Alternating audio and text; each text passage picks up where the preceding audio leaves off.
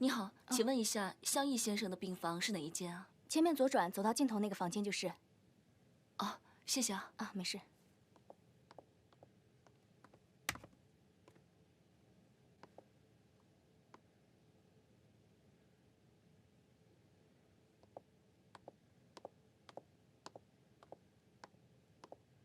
湘君，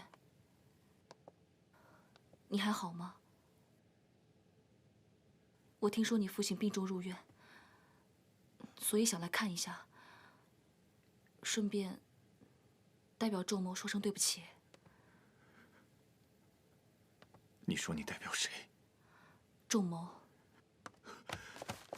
你不要在我面前说他的名字！你放手啊！凭什么让我放开？啊？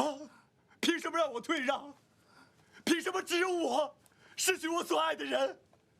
我为什么要让？啊？为什么要让？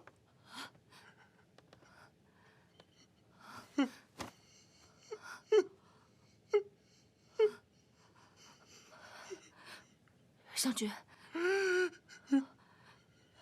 你别这样。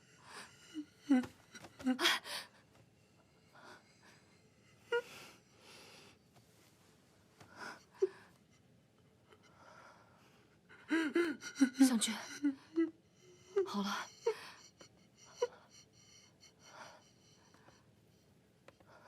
到底发生什么事了？啊？别这样。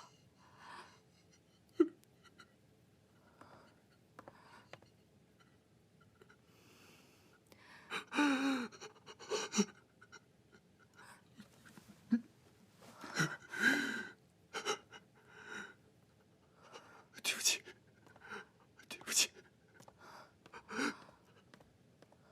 湘君。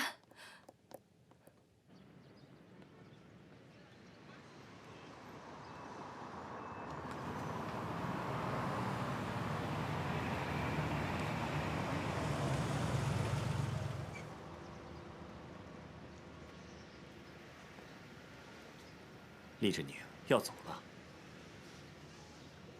我没想到这么多年，你还有脸来见他。这是我跟向义之间的事情，与你无关。你只要做好自己的本分就行。你是他的儿子，他现在最需要的是你。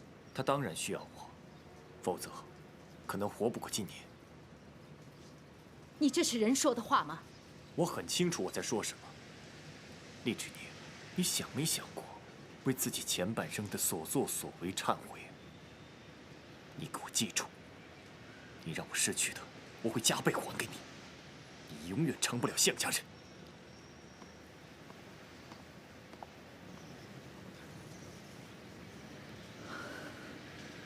老李，开车。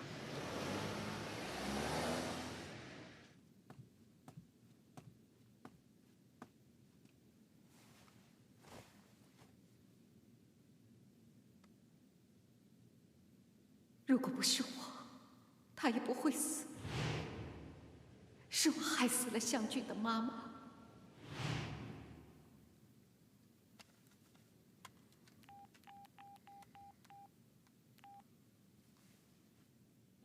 哦，向律师啊，你好，你好。我有个案子要你查，不过有点难度。没问题，你说。我要你查的是29年前的一桩旧案，富豪向义的太太方永贤车祸案。为什么突然要查这个案子呀？当年的事……我只是问你，能还是不能？哎，这个案子呀，当年是我办的。有时间碰个面吗？当然可以。1个小时以后，丰晚茶楼。好。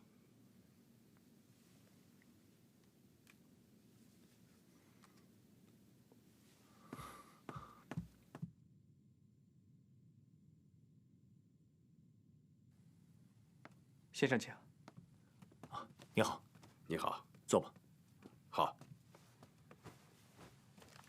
请问先生要点什么？哦，就这个。你怎么突然想查你母亲的案子？我只是想知道内情。你想知情也合理。这个就是当年那个案子的资料，一些大致的经过，这上面都有记录。先生，请慢用。好，谢谢。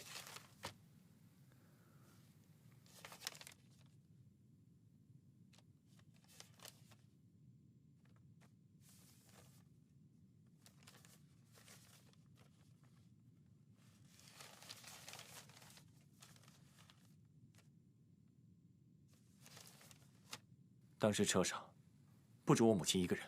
对，是2个人。你母亲当场死亡，那个女的没死，她活下来了。她是谁？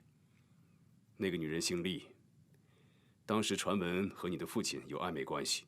我记得当时我们赶到车祸现场，这个姓厉的女人被卡在车里，费了好大的力气才把她救出来。后来医生说她的腿保不住了，她还又哭又叫。再后来看到你母亲的尸体抬过来，她突然叫不出来了，只是瞪大了眼睛看着你的母亲，浑身在发抖。当时谁开的车？应该是你母亲。你母亲坐在驾驶座上，而那个姓厉的女人坐在副驾驶的位子。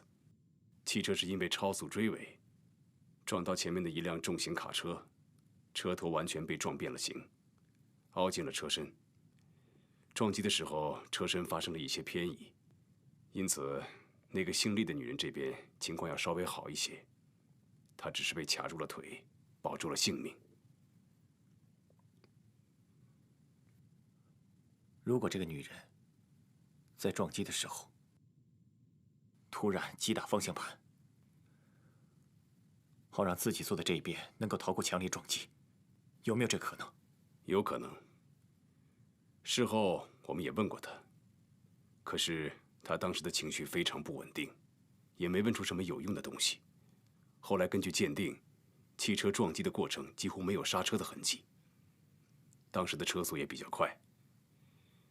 按照汽车的行驶路线来看，汽车应该是从上面的坡道一路冲下来，直接追尾了。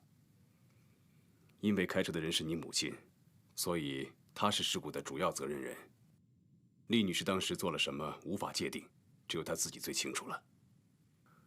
你刚刚说，车子是直接从坡道上冲下来的，车速很快吗？对，我也觉得奇怪。按理说，汽车在下坡的时候应该减速，但是不知道为什么，当时的车速还是那么快。你的意思是，我妈妈的死或许另有隐情？这个不好说。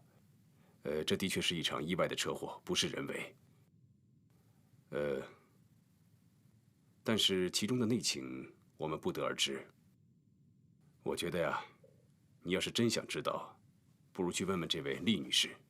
问她，她会说实话吗？她会承认自己破坏别人家庭，害死了我妈？我要你帮我查清楚这件事所有细节，包括他们3个人的关系。向律师，其实这是你的家事。如果你真想知道真相，不如问问你的家人，或许会更有用。你什么意思？事情过了这么久，当年什么都没查出来的案子，现在你能查到什么？就算是当年厉女士情急之下动了方向盘，那也可以看作是人的本能啊。去她的本能！你怎么不说她有害死人的本能啊？就算是有，现在事情隔了这么久，你也做不了什么呀。我会让你知道我到底能做什么。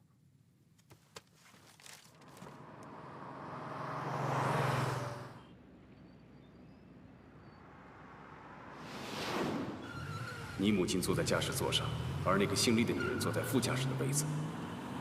汽车是因为超速追尾，后来根据鉴定，车子撞击的过程几乎没有刹车的痕迹。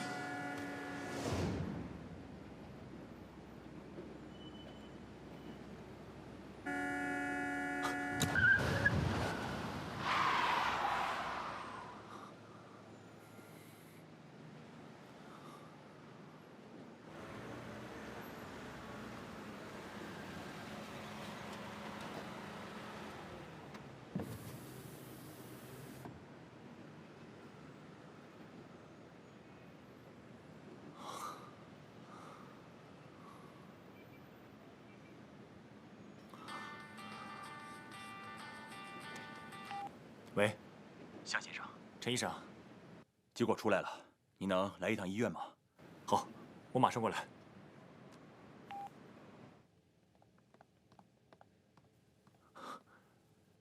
爸，你醒了？啊，怎么不在床上躺着？躺得太久了。来，一起坐下，听听陈医生怎么说。情况怎么样？是这样，情况不太乐观。我们把你的血样和向老先生的做了一个对比。各项数据显示呢，你不适合为向老先生提供肝脏。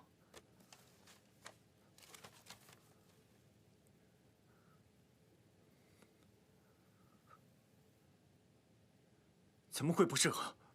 按理说，直系亲属中配对成功的可能性比较大，但是很遗憾的是，你们虽然是父子关系，可是血型不同。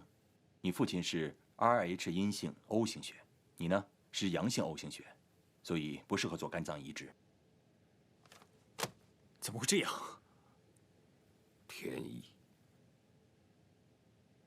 那赶紧找其他肝源啊！向老先生的血型是非常罕见的，在全市也找不到几个。就算是找到了，素昧平生，谁愿意把自己的肝脏捐献出来呢？我可以出高价。祥俊，有些事情也许早就是注定的。听天命吧。天命？什么是天命啊？难道我的天命就是29年前失去我母亲，现在再失去我父亲吗？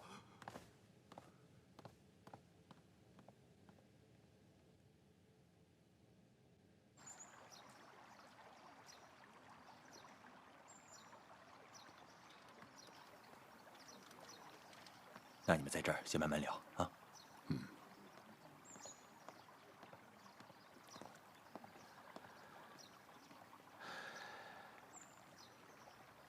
祥俊，你有这份心，我就心满意足了。这些年我欠你们的，你妈死得早，我愧对她呀。我想知道，你跟厉志宁之间到底发生了什么事？厉仲谋明明比我大1岁，为什么结婚的却是你和我妈？这件事要怪，只能怪我当年一念之差。厉家3代经营珠宝，我是因为一条珍珠项链认识了厉志宁，我俩一见钟情，很快就成了恋人。可是在一起之后，我发现他脾气非常暴躁，我们2个经常吵架，我忍受不了他，就提出了分手。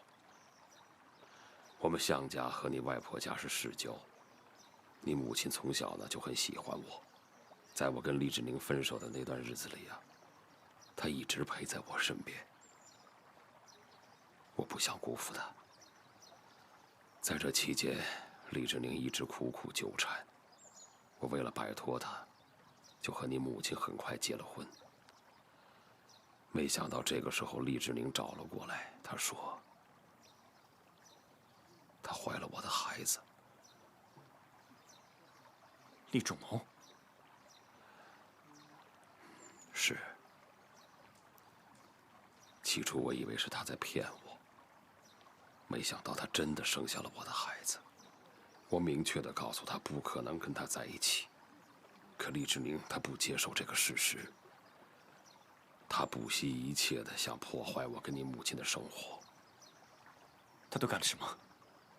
当时向氏的生意已步入正轨，但因为他从中破坏，你的母亲几乎赔尽了她娘家的所有家当，但仍然无法令向氏起死回生。再后来，你母亲因为车祸去世，厉志宁也因此瘫痪，他才放弃了自己疯狂的举动。因为我妈死了，他已经达到了报复的目的。不管怎么说，是我对不起你妈妈，也伤害了仲谋。现在你们兄弟2个也因为我们的恩怨而变成仇人，这是我最不希望看到的。已经太晚了。向军，别急着走，再听我说一句。你跟仲谋都很喜欢那个吴小姐，但是我看得出来，仲谋这次是认了真的。能不说他吗？你放手吧。为什么让我放手？为什么牺牲的人从来是我？因为吴小姐选择的是他，那是因为他被他迷惑了。你现在这样继续反击，不愿放手，不是又让以前的事情重演吗？既然他是你儿子，那他应该救你。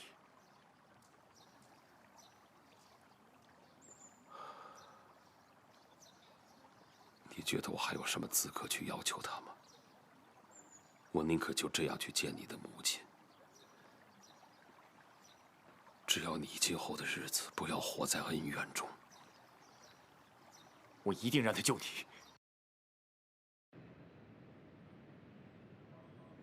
来喝一杯吧，这是你最爱的红酒。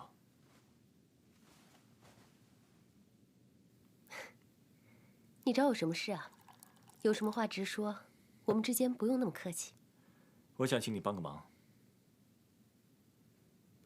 什么忙？你对厉仲谋到底还有没有感情？我爱过他，你是知道的。我爱他爱得深，伤得深。假如现在问我，还会不会痛？如果说没有的话，那绝对是骗人的。怎么突然问我这个？你记不记得上次我们在你电影的首映式上假扮情侣，后来登上了各大报纸，好好的跟你电影炒作了一把。向大律师，我已经谢过你很多次了，有什么话你就直说吧。我们可以再办一次。你当我的女朋友，我要让全世界人知道我在追你。我要你正式公开你跟厉仲谋分手的消息。你要我公布跟厉仲谋分手的消息？对。向军，你到底在搞什么花样？你别告诉我你是又爱上我了。跟你说实话，我是为了想让厉仲谋相信我放弃吴桐，让他对我失去戒心。又是这个女人，这个女人还真不简单。你不是被她迷得神魂颠倒吗？她怎么又突然成为了你的棋子呢？我已经看清了，既然吴桐不爱我，我没有必要苦苦纠缠他。你舍得吗？我必须面对现实。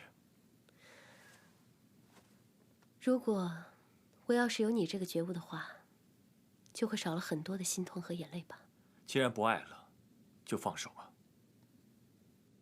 OK， 我懂了。我帮你，我有什么好处呢？你不想报复吗？这么多年，我都想成为厉氏的女主人。我用尽所有的感情和精力去讨好他，取悦他。我对他的感情深得我自己都无法理解。自从分手以后，我用尽了各种办法想去保守这个秘密。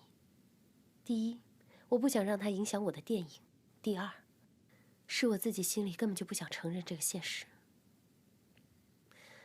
至于报复，我从来没有想过。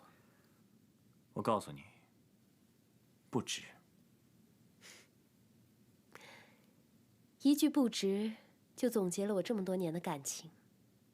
果然是向大律师，口才过人。安迪，你好好想想，与其说过段时间被外界知道你和厉仲谋已经分手，还是输给了一个孩子的妈，为什么不主动出击，以高姿态公开分手，你抛弃他呢？况且你的新戏票房这么火，这个分手的新闻可以掀起大众新一轮的对你个人以及影片的关注。让我考虑一下吧。我们当朋友当了这么久，这是我第一次诚心请你帮个忙。就算你不念及我上次陪你假扮情侣，也不应该忘了我们的旧情吧？向大律师连旧情这张牌都打了。OK， 我投降。事成之后，我一定请你吃顿大餐。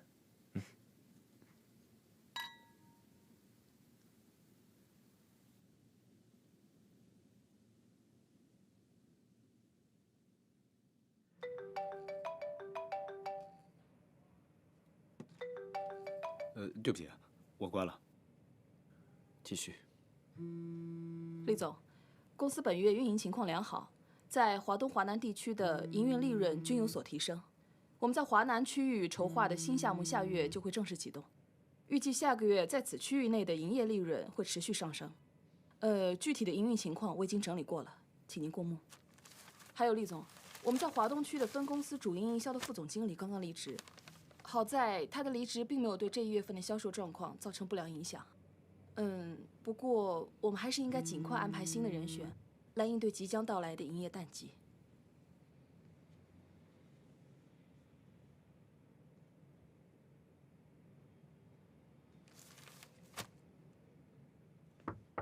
进。厉总，万熙集团的陈总已经在会议室等您了。好，我马上就过来。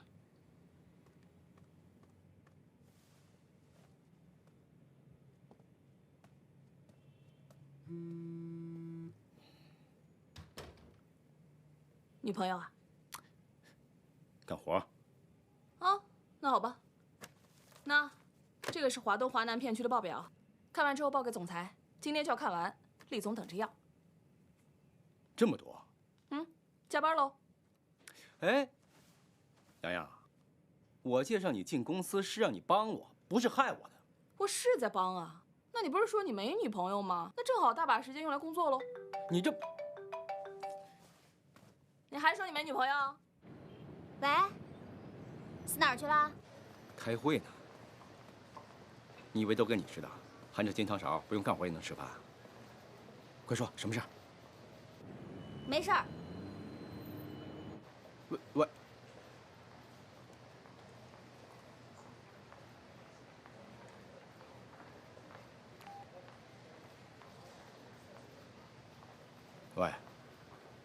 你半个小时给我打了10次电话，还留了一堆言，有事快说。你不是忙吗？那我自己搞定好了。哎，我跟你说啊，你现在不说可没机会了。我数3下，1、2。哦，好了好了，我说了你可要帮我啊，不准笑话我。快说。出来吧，相个亲。啊？像什么？相亲啦，记得穿帅一点啊。谁相亲？跟谁讲？你跟我。我跟你？这开什么玩笑啊你？我没有开玩笑，我是认真的。就能帮我个忙吗？快说，今天几点下班？我今天不行，我今天加班。不是吧？这个时候你掉链子。林建东，你是不是故意的？那个姑奶奶，相亲是个大事儿啊，我没经验，我也不擅长。你要是不帮我的话，我就死定了。我要是死了，做鬼也不会放过你。那你是在威胁我了？你就能帮我个忙吗？那行吧，行吧。你答应了，太好了，谢谢你，大叔 ，I love you。记得今天傍晚的时候在富华花园酒店哦，不见不散。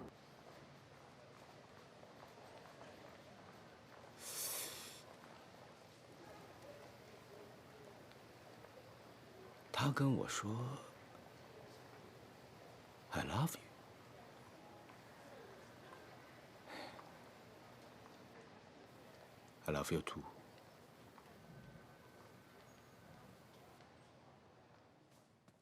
哎呀，杨太太，这个包包太漂亮了。哎呀，我呀跑了几家店都没买到。是吗？啊，没事没事，下回我给你也订一个。太好了，谢谢。哎呀，梁小姐，可真是天生丽质，活泼可爱啊，真不愧是梁氏千金的。过奖了。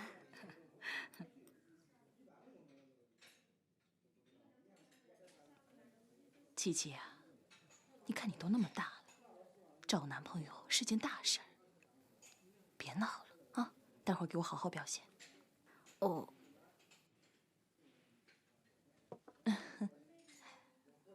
林建东，你快点出现呐！来了，来，我给你们介绍一下，这是 David 唐木，这位是梁氏千金梁月琪，这是他的妈妈梁太太。好，你好，你好，这是唐木，你们好，你好。快坐下，快坐，快坐。你们想喝点什么？别客气啊。哎，不客气，不客气。David， 你今年多大了？今年27岁很好。哎，唐木呢？哦，我今年26岁。我都调查过了，他们的年龄啊、属相啊、星座呀都配着呢，您就放心吧。David 是在剑桥大学毕业的。对，我爸呢从小就希望我去英国读书，所以我的初中、高中和大学都是在英国读的。别跟着说自己是什么荣耀1级毕业生了。对，我还是荣耀1级毕业生。听说你现在在你父亲的公司帮忙打理是吗？惭愧。我爸呢希望我子承父业，一毕业就让我回来了。我现在是嘉悦百货董事长助理。猪头，不就是富二代吗？说这么复杂干什么？很好，很好。那唐木呢？听说你还在攻读博士，学什么专业啊？我学的是那个纳米和体相长余辉磷光体的合成与光电特性研究。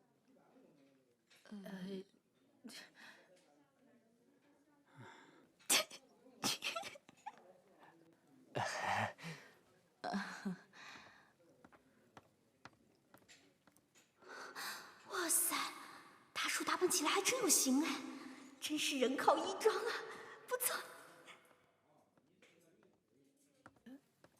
伯母你好。你好。你是？我是林建东，是岳琪的好朋友。快坐，快坐啊！这什么情况啊？琪琪啊，这位林先生是？妈，这位是我的朋友，很好很好的朋友。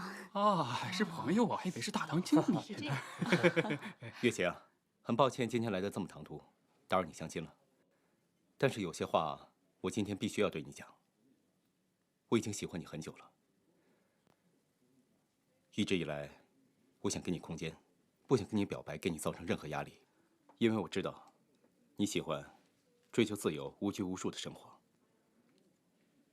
但是当我得知你今天相亲的消息，我实在按耐不住自己，因为我知道，有些话如果现在不讲，以后就没有机会讲了。伯母，我知道您一直想为岳琪找一位知心伴侣，也能够理解您作为母亲的用心良苦。但如果岳琪尚未表态，我想今天我自愿报名，成为相亲对象之一，跟2位男士公平竞争。不知道伯母能否给我这个机会？伯母，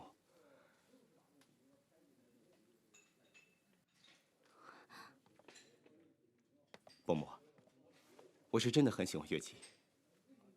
我虽然出身并不富贵，也没有什么海外学历，但是我读完了 MBA 课程，现在在一家大型企业做董事长助理，事业正处于上升期。我有这个能力照顾您的女儿。很好，很好。不过你的年龄是不是有点大了？我知道，这也是我唯一的遗憾。但是，我相信我对琪琪的爱，能够弥补我们年龄上的差距。糟糕，湘俊怎么在这里？完了完了完了！万一他误会我林建东真的在一起怎么办？不好意思各位，我和我的真爱先走了。哎呀，不是，这怎么回事？琪琪，你车停哪儿了？那边啊。走。哎，怎么不演了啊？我正在兴头上呢。哎，你说我当这个助理是不是有点屈才了？演电影说不定能成大腕。哎，对，我就让你出来帮我相个亲。你这一顿喋喋不休的，戏也太过了吧？哎，你是不是招架不住我这真情表白了。是，走，你瞧你这身衣服哪儿找的呀？当你自己是碟中谍加007呢？你怎么这样？你知不知道，因为你一句话，我1个月工资都没了。你让我来救你，现在又嘲笑我。我早知道你这样，应该让那个猪头和四眼把你娶了。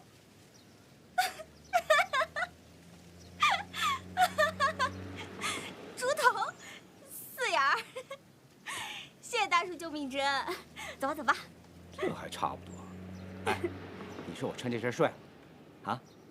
哎，仙儿啊，我刚进去看你看我的眼神都不对啊，都直了，是不是被我给迷住了？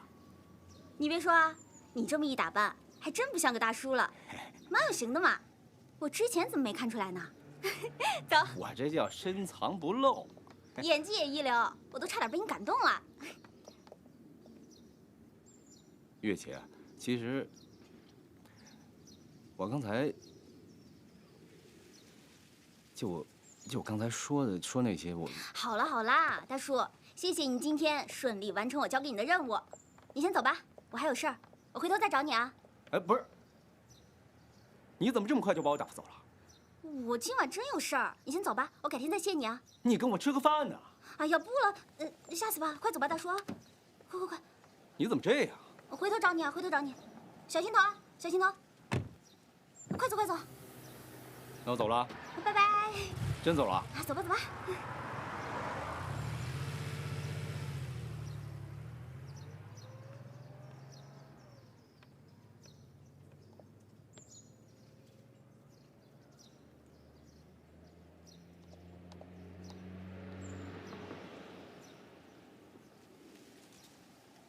湘君，我正准备回去找你呢，你怎么在这儿？吃饭啊，吃饭需要理由吗？啊，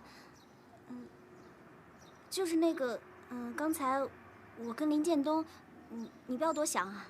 多想什么呀？我妈最近老给我安排相亲，我是迫于无奈才找她脱身的。我跟她没什么，真的没什么。她那是在演戏，你懂的吧？你放心吧，梁大小姐，我丝毫不介意，更不会多想。更何况，刚才一看就觉得很假。哎，你要去哪儿？上车，我送你。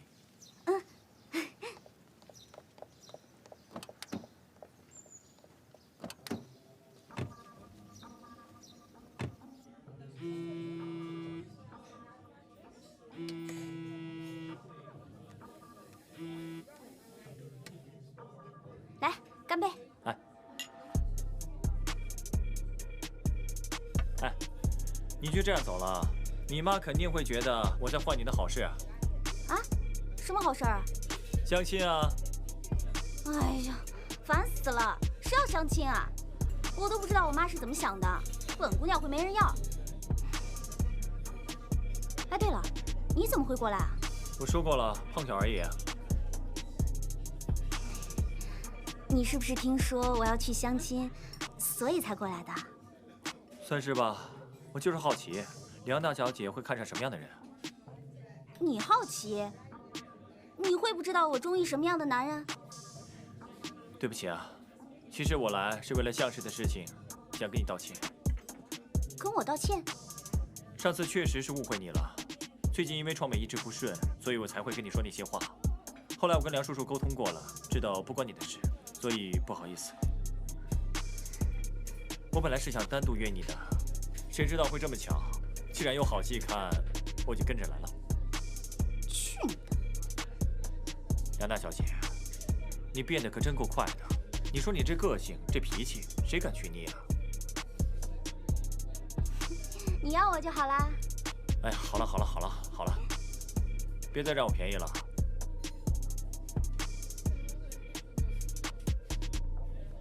哎，对了，听说你爸要在三亚那边搞一个全新的旅游项目。是啊，上次不是提过吗？你有兴趣啊？项目很大，我怕力不从心。怎么会？你这么能干，一定没有问题。我爸的身体每况愈下，他希望我能尽快全盘接手向氏的生意。我也想承担起来，让我爸能够安心养病。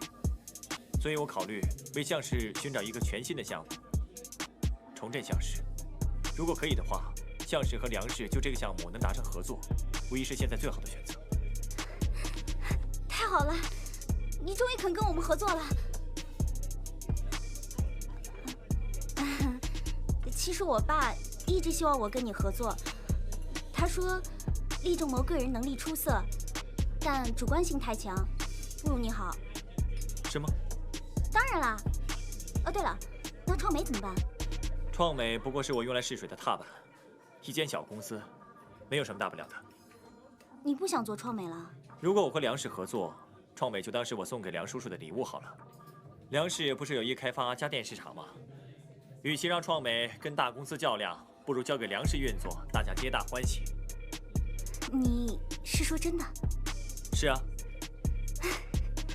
这瓶是东哥送给你们的。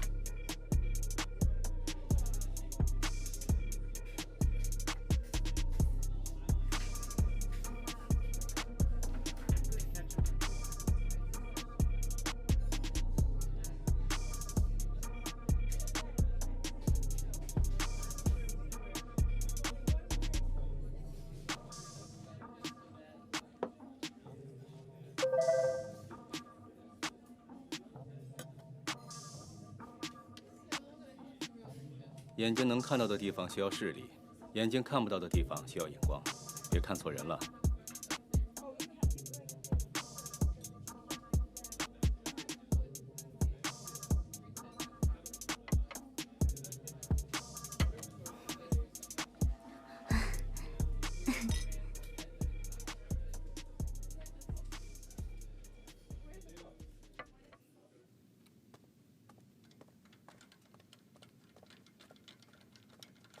嘿，加油加油！哎，跑得真好！你看看，跑多快！丽姐，哎，彤彤，玩具车好玩吗？彤彤，奶奶陪你一起玩好不好啊？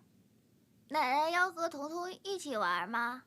是啊，彤彤愿意奶奶陪你玩吗？太好了！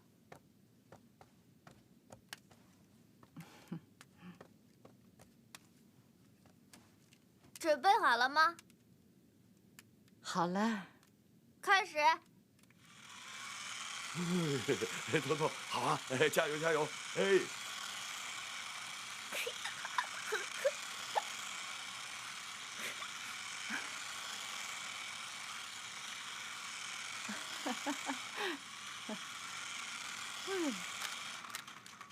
撞车了，奶奶撞车了！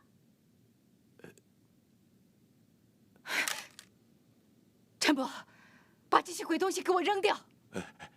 彤彤，你惹奶奶生气了，快给奶奶道歉。不能扔，这些是向叔叔送给我的。不许在我面前提向叔叔！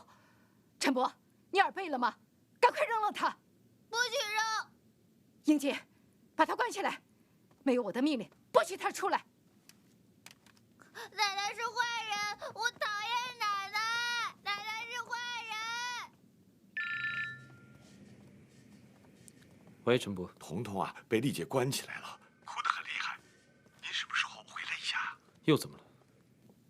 电话里说不清，您最好回来一趟。这次比上几次都严重。我这可是背着丽姐打的电话呀。我马上回来。跟他们说我有急事。好的，李总。备车。好的。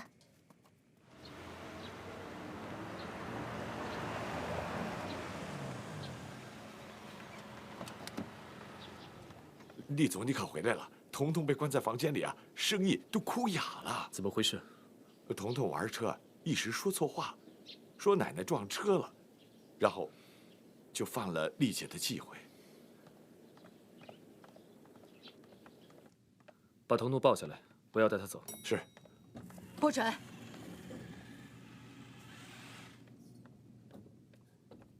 妈，小孩子不懂事，你不要跟他一般计较。如此顽劣任性、目无尊长的孩子，就应该好好的惩罚。彤彤还小，难免会犯错。教育的方式有很多种，你何必要这样呢？彤彤不是外面的野孩子，他未来要继承厉氏的家业。所以他要比一般的孩子更努力、更好，才能承受更大的压力。你望孙成龙的心情我可以理解，可是你可不可以考虑一下彤彤的感受呢？我没有考虑过别人的感受吗？我看你倒是忘了自己的身份和地位。自从那个女人带来这个孩子，上了你的床，你就被搞得晕头转向，找不到北。你不注意自己的言行，还严重放纵下一代。告诉我，过去那个精明冷静的厉仲谋上哪儿去了？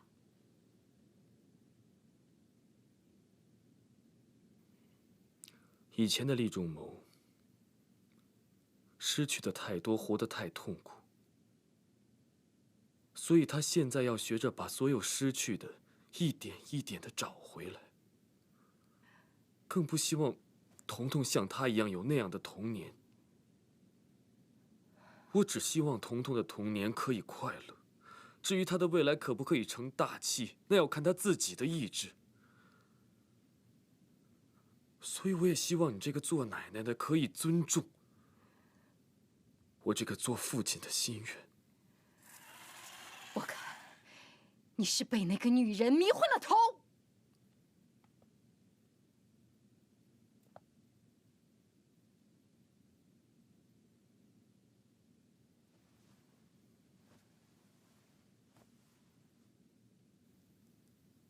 你知道我小时候最怕的是什么吗？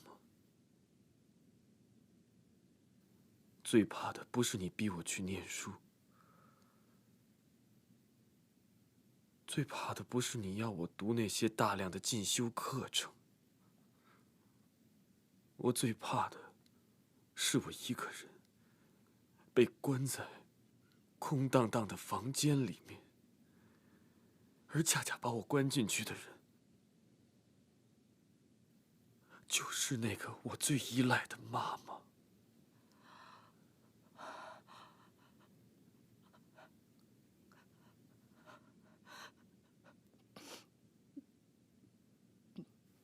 我的童年是那样的孤独，在绝望中度过。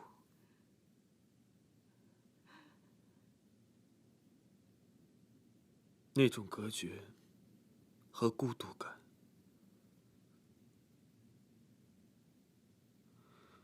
让我找不到一丝的温暖和快乐。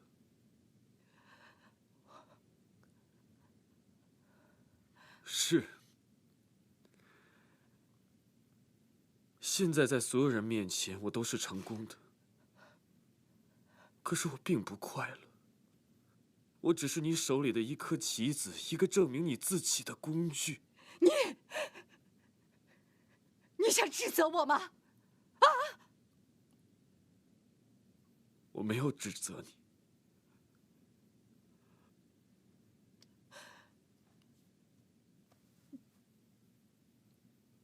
我只是在说一个事实：你原本应该是这个世界上最给我温暖、最让我依赖的母亲。可是这些从小到大，我从来都没有得到过。你知道我有多羡慕别人家的小孩，不是因为他们有父亲，是因为他们有亲人的关爱。我从小努力读书，拼命的工作，我做了那么多的事情，我就是希望可以得到你的赞美，然后可以得到你的一个拥抱，或者是关爱的眼神。可是连这么一点点的心愿对我来说都是奢望。妈，不要把我们的疏离延续到下一代，好吗？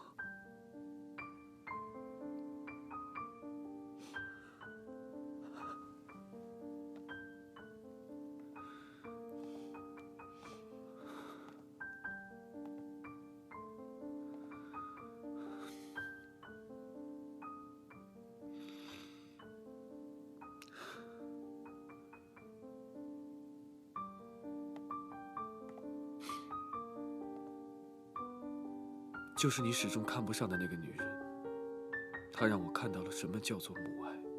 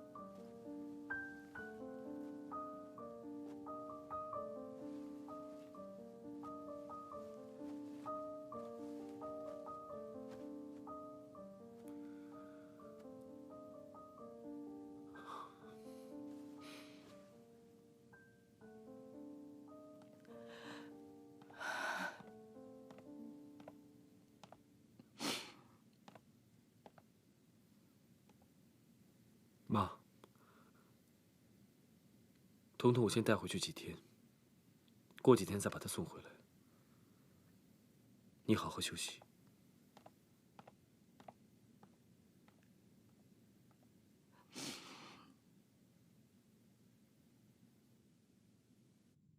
彤彤，奶奶对你严厉也是为你好呀，因为奶奶心里最爱彤彤了。小汽车坏了，妈妈再给你买个新的，好吗？不好，那是向叔叔送给我的礼物。向叔叔，向俊说，他毕竟是彤彤的亲叔叔，所以送礼物给彤彤，我也不好拒绝。我忘了告诉你了。爸爸，你给我买个小汽车好不好？爸爸一定给你买全世界最大最好的汽车，好不好？好，我最喜欢爸爸了。那你现在赶快去睡觉，好不好？好。走。阿桑。哎，彤彤乖，走，咱们去睡觉。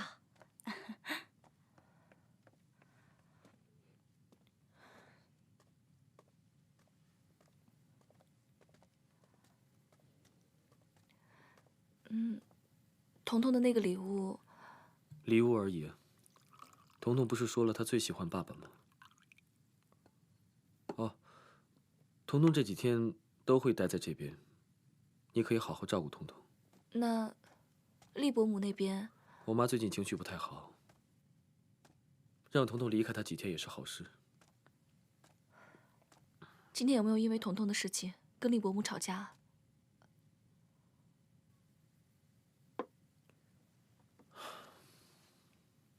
我们两个只会用这种方式交流。周某，我跟你商量一件事好吗？厉伯母她身体不好，所以情绪上有些急躁。可是不管她说了什么，做了什么，你都应该理解她。毕竟，你是这个世界上她唯一可以依靠的人。我妈对你那么不好，你还处处为她着想。可能我们都是单亲妈妈的缘故吧。一个女人单独带着一个孩子，其中要经历的苦难，常人是根本无法理解的。所以，我希望你能够更多的理解她，多去感受她内心的苦。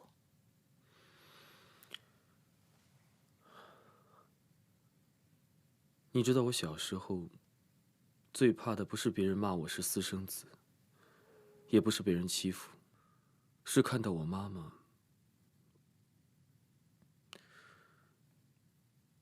躲起来一个人偷偷的哭。那时候我就会想，我一定要坚强，一定要成功，这样我就可以有能力去保护她。不让他受到任何人的欺负。现在我成功了，可是我们两个的沟通方式变成了习惯。我妈对我的严厉和我的叛逆，你为什么不尝试去改变呢？你觉得我妈她会那么容易改变吗？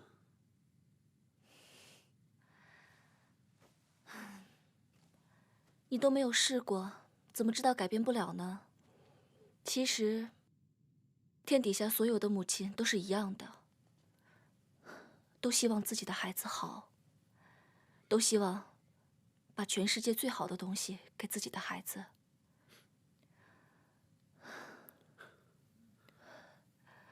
厉伯母也是一样的。我妈要是能多了解你一点就好了。所以，仲谋，不管是为了彤彤，还是为了我，你都应该缓和和厉伯母之间的关系。毕竟我们现在已经结婚了。如果厉伯母心情不好的话，我们两个人的事情就永远不能公开。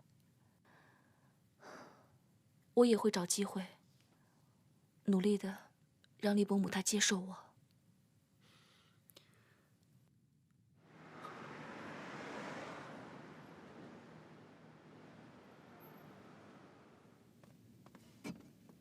怎么了？有什么事儿啊？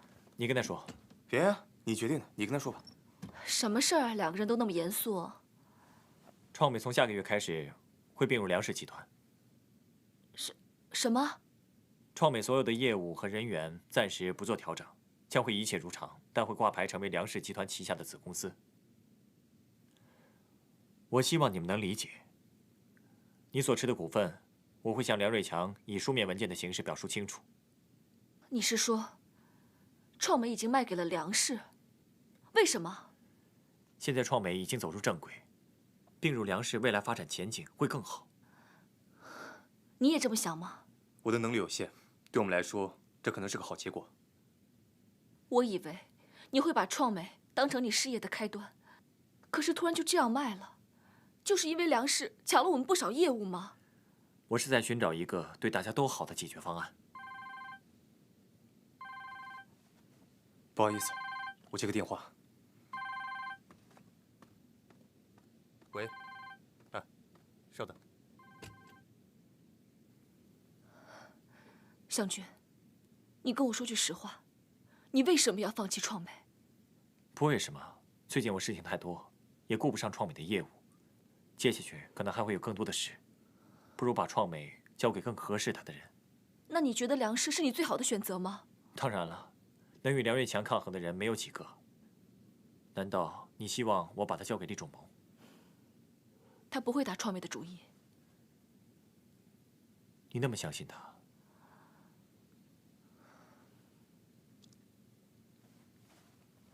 如果你心意已决，一定要把创美卖给梁氏，那么我辞职。原因呢？我和梁家之间有误会，你不是不知道。我可不想到头来，面对的还是梁瑞强。哎，那是以前的事情了，你不必耿耿于怀。大不了我跟他说一声。不用了。其实我早就已经想好了，这个月结束后就辞职。为什么？我想多一些时间陪彤彤。这就是你的理由吗？以前你要上班，要带儿子，每个月的薪水都不够花，你现在吃穿不愁，而且还有人帮你照顾儿子。你真的要这样吗？我知道，我现在说什么都是借口，而且你心里应该明白我离开创美的原因，所以你何必要多问呢？他对你来说就那么重要吗？值得你放弃那么多？也许你会认为我没有什么志向，但在我心里，家庭还有亲人是最重要的。如果我做一点点牺牲，可以让他们更安心、更快乐，那我觉得是值得的。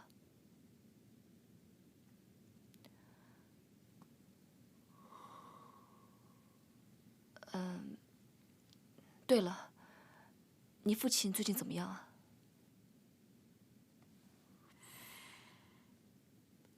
不太好。方便说吗？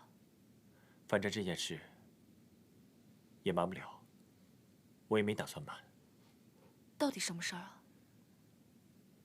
我父亲肝功能衰竭，已经到了末期，只有换肝才有希望。怎么会这样？那如果换肝的话，风险大吗？手术本身成功率应该算是比较大的，但是要找到合适的肝源才行。而且我父亲是 IH 阴性 O 型血，属于极其罕见的血型。我的血型碰巧又和他不一样，所以我不能捐肝给他。他现在只能过一天算一天。怎么会这样啊？想要进行肝移植手术，在直系亲属中最好配对，但血型要相同才可以。虽然我很想帮我爸，可是现在事实就这样，在这种最关键的时刻，我却帮不了他，他只能去依靠另外一个人，一个他本来最不想面对的人。那你是指？他给了他不完整的生命，不完整的家。他没尽过做父亲的义务，留给他的只有遗憾。他怎么可能去求李仲谋呢？我爸说了，宁可就这样走了，也不愿意提任何要求。这是多讽刺的一件事儿！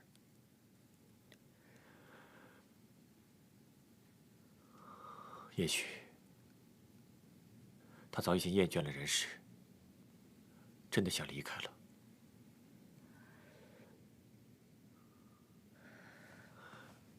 可我不能就这样看他离开，只要还有一线生机，我绝不会放弃。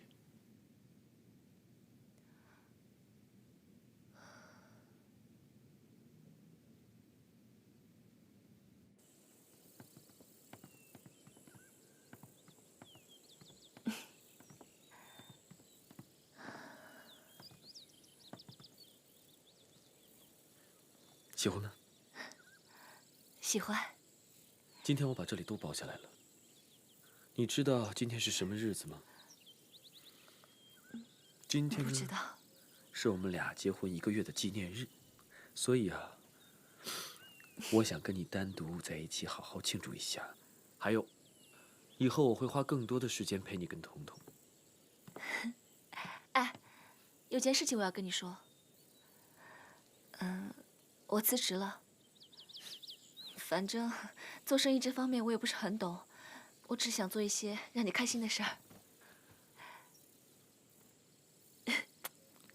真乖。讨厌。请坐。谢谢。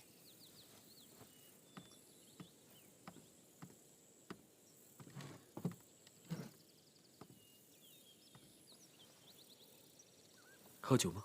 好啊。其实我今天还有一件事情，我觉得这件事情必须要你知道。向义，他得了肝功能衰竭，医生说需要换肝才有救。向军告诉你的？不是，是我无意中听到的。向俊，他没有办法给自己的父亲捐肝。所以，仲谋，当初如果不是你的话，彤彤有可能就救不过来了。今天，你能不能给你的亲生父亲捐肝啊？我知道，在你心里，你很在意这份感情，毕竟你们是血脉相连的。血脉相连是什么意思？他心里只有那个人。那个人才是他正统的儿子，才是他的亲人。我呢？当他需要帮助的时候，这个人又帮不了他。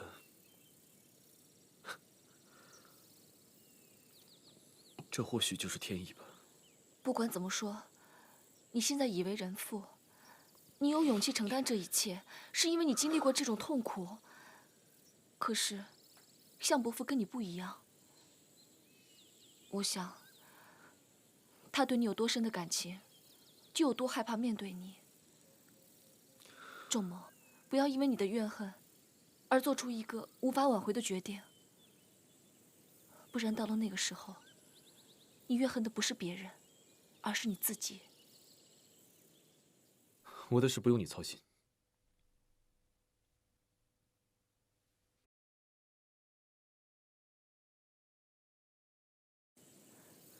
你为什么这么抗拒自己的感情？他需要你，你帮帮他好吗？你说了这么多，就是希望说服我去帮他。为什么？因为你们是亲人。是因为我们是亲人，还是那个人叫你来说服我？你是说向俊吗？这件事情跟他没关系，我是为了你。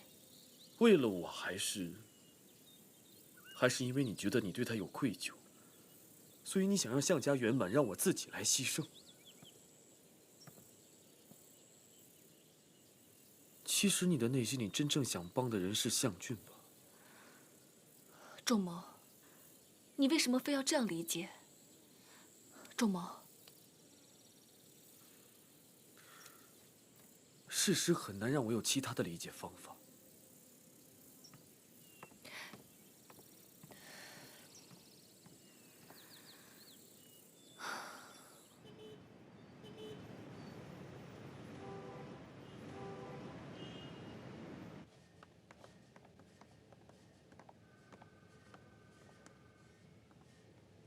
我们的公益慈善基金运转如何？运转良好，分别用于教育、老人福利，还有妇孺救助、医疗等等。那受我们捐助的医院里面哪一家治肝比较有名？治肝？厉总，你不会想去做就是了。好，我这就去查。记得调查的范围广一点，我要知道，包括一些国外的资源，尽快向我汇报。是。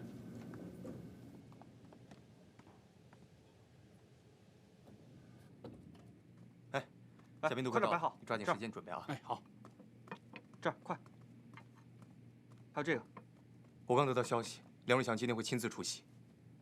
哦。如果你感觉不是很方便的话，我找人替你。没有，反正我都准备辞职了嘛。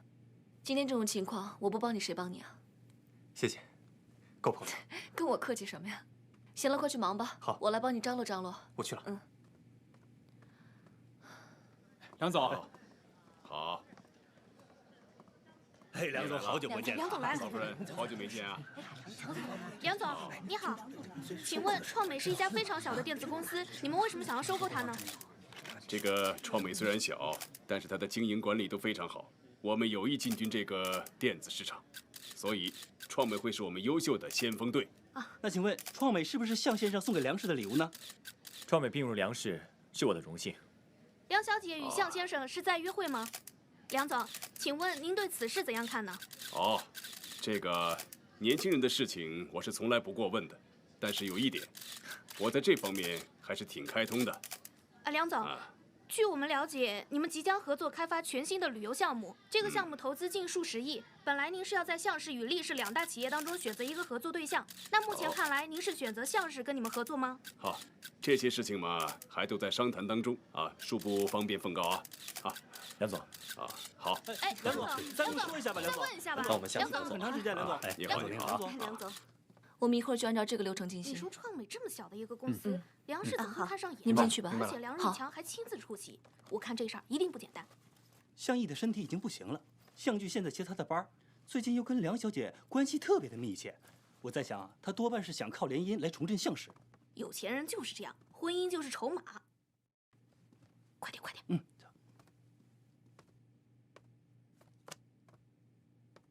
你今天看起来还挺不错的嘛。你别听那些记者胡说。什么？联姻。其实，你不用跟我解释这些的。我也不知道为什么要跟你解释，我就是不希望你误会而已。